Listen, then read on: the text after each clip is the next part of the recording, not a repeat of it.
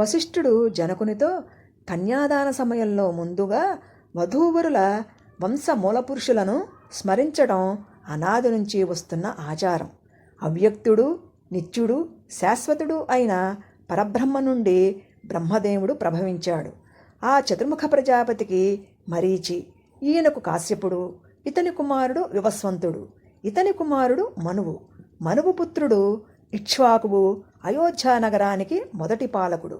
ఇక్ష్వాకు వంశంలో క్రమంగా కుక్షి, వికుక్షి, బాణుడు, అనరణ్యుడు, పృథువు, త్రిశంకువు, దుందుమారుడు, మాంధాత, సుధంధి, ధ్రువసంధి, భరతుడు, అసితుడు, సగరుడు, అసమంజుడు, అంశుమంతుడు, దిలీపుడు, భగీరథుడు, కుకుత్సుడు, రఘువు, ప్రబుద్ధుడు, శంఖణుడు, సుదర్శనుడు, అగ్నివర్ణుడు, శీఘ్రగుడు, మరువు, ప్రసుశుక్రుడు, అంబరీషుడు, నహుషుడు, యయాతి, నాభాగుడు, అజుడు జ్యేష్ఠపుత్రులుగా జన్మించారు. జనక భూపాల, ఆ అజుని కుమారుడే ఈ దశరథుడు. దశరథుని పుత్రులే రామ, భరత, లక్ష్మణ, శత్రుఘ్నులు. ఇది వీరి వంశక్రమం అని కన్యావరణ కర్తవ్యం నిర్వర్తించాడు. అప్పుడు జనకుడు గొంతు సవరించుకొని వశిష్ఠునితో, బ్రహ్మర్షి, త్రిలోక ఖ్యాతి వహించిన నిమిచక్రవర్తి మా వంశానికి మూలపురుషుడు.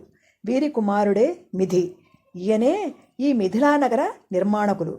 వీరి జ్యేష్ఠపుత్రుడు జనకుడు. ఈయనే మా వంశంలో మొట్టమొదటి జనకుడు. వీరి ధర్మనిరతి వలననే మా వంశం జనకవంశంగా విశ్వవిఖ్యాతమైంది.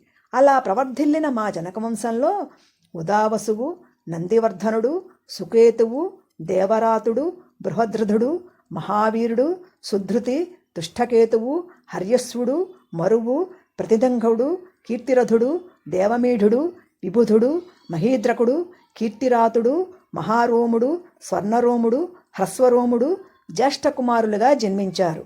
ఆ హ్రస్వరోముడే నా తండ్రి.